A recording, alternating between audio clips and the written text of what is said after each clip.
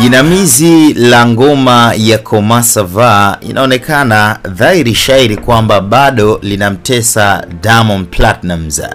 I don't know lini atapata solution ya kufanya ngoma kubwa zaidi ya Koma Ça Va. Mwaka jana imeshindikana, mwaka huu ngoja tuone kama itawezekana. Mwaka jana mara baada ya kuachia Koma Ça Va ilikuwa ni mwezi Mei. Azino aliuachia ilikuwa Mei 3, tarehe 3 ya mwezi wa 5 mwaka 2024.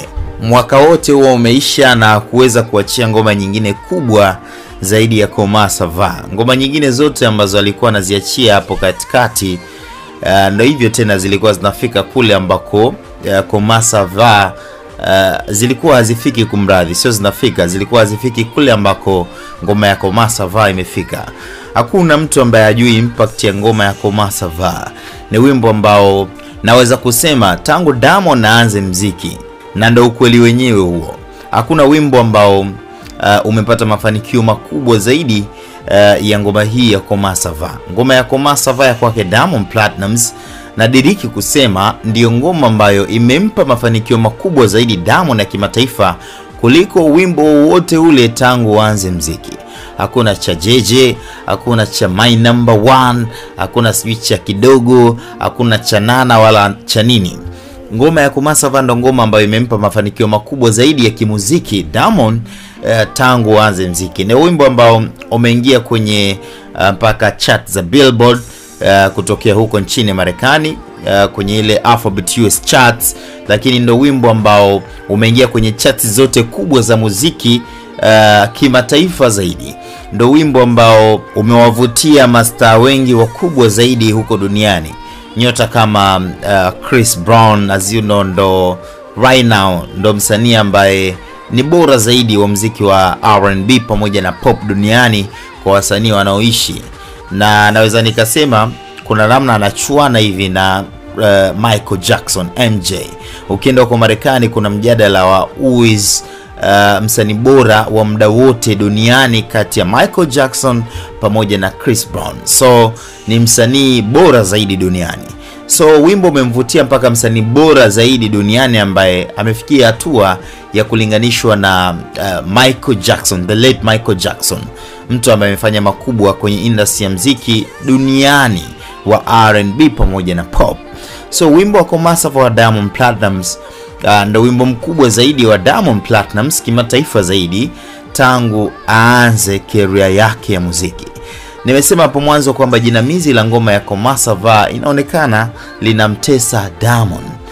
Na ili jinamizi hili likome ni mpaka pale Diamond atakapotoa ngoma kali na kubwa zaidi ya ngoma ya Koma Ça Va. Mwaka jana tumeshuhudia nothing.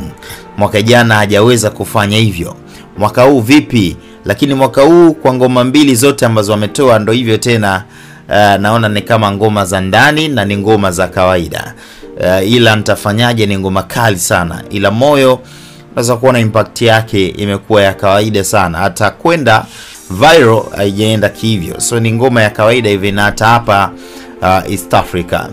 Kwa hiyo kuna namna kama jinamizi la Koma Ça Va linamtesa Diamond. Na mimi hili nililijua. Ukitoa ngoma ikawa kubwa sana asasa kwenye hii international level, kutoa ngoma kubwa ifanye vizuri kama hiyo kidogo inakuaga mtiti. Diamond amekwisha fanya hivyo miaka ya nyuma, lakini hajawahi kufanya kwa level ambayo Koma Ça Va imefanya. Koma Ça Va kuna namna ilivuka viunzi vyote na kwenda mbali zaidi. Nakupa siri ya ngoma hii ya Koma Ça Va. Diamond mwezi huu mtukufu wa Ramadhan aliutumia kuiandaa au kuirecord ngoma hii ya Koma Ça Va ambayo alitoa mwezi Mei. According to maelezo ya producer wake ambaye aliproduce ngoma, namzungumzia Estukizi, alifunguka hilo na kusema kwamba this song was made on 27th day of Ramadan. Diamond Platnumz recorded his part only in 6 minutes. God is good, Allah Akbar. So ngoma ilitengenezwa kwenye siku ya 27 ndani ya mwezi mtukufu wa Ramadhan. Kama ulikuwa ujui, inabidi ulijue hilo. Kwa hiyo Diamond usishangae anaweza akarekodi pengine ngoma nyingine kubwa zaidi ya Koma Savaa ndani ya mwezi huu mtukufu wa Ramadhan. Mwenyezi Mungu unajua huwa anapokea dua za watu kwenye mwezi huu. So kimuomba kitu, naongea na ndugu zangu wa dini ya Kiislamu, ndani ya mwezi huu mtukufu wa Ramadhan, na ukiwa na nia kweli na ukiwa umefunga kweli, basi ni rahisi sana kwa maombi yako kusikilizwa na kile ambacho nakiomba kujibiwa. So huenda Diamond Platnumz alimuomba Mwenyezi Mungu ampatie hit song kubwa zaidi.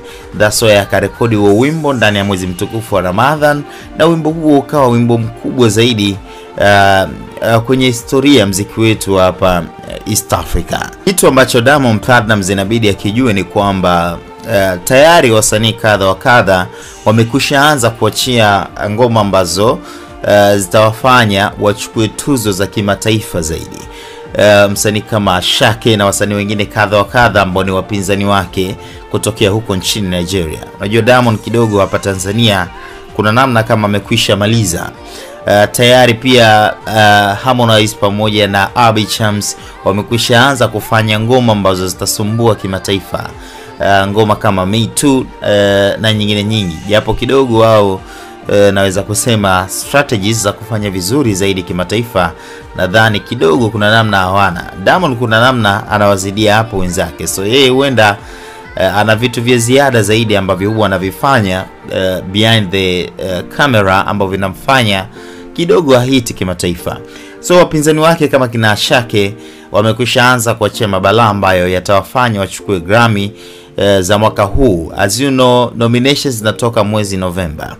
Mpaka sasa mwezi tuko mwezi March, right? Bado hajaachia chochote ambacho kinaweza kumfanya akapambana na miamba kutoka huko nchini Nigeria.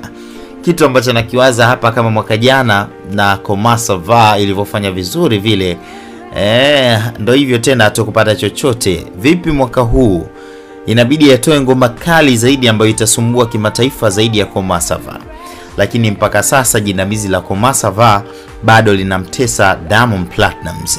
Sijui kama anaweza kafanikiwa kutoa ngoma kali zaidi ya Koma Savaa within this year. Mwaka jana, as I told you, nilihisi pengine ile Holiday inaweza kufanya vizuri kama Koma Savaa iliyofanya vizuri, lakini hali haikuwa hivyo.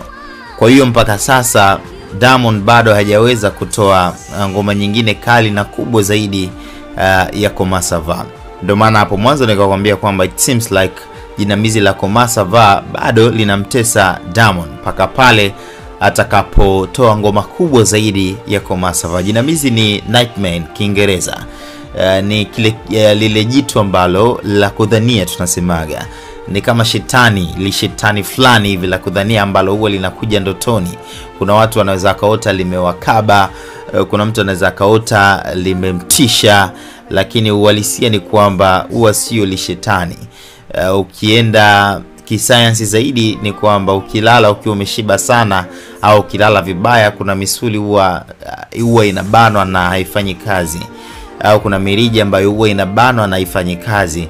That's why mtu unajifeel kama unakabwa lakini haukabwi, na kujaribu kumove ile kidole kinakuwa hakimove, lakini linakuwa sio jinamizi. Lakini kwenye ulimwengu wa roho wanadai kwamba majinamizi hapo. So nimetumia hicho Kiswahili cha jinamizi kwa sababu ni Kiswahili maarufu zaidi mitaani. Kwa kwa wewe unahisi Diamond anaweza akatoa ngoma kali zaidi ya Koma Savaa ndani ya mwaka huu? Niachie maoni yako hapo chini kwenye sehemu ya comment section. Majina yangu mimi naitwa Mido Simba. Bye bye till the next time.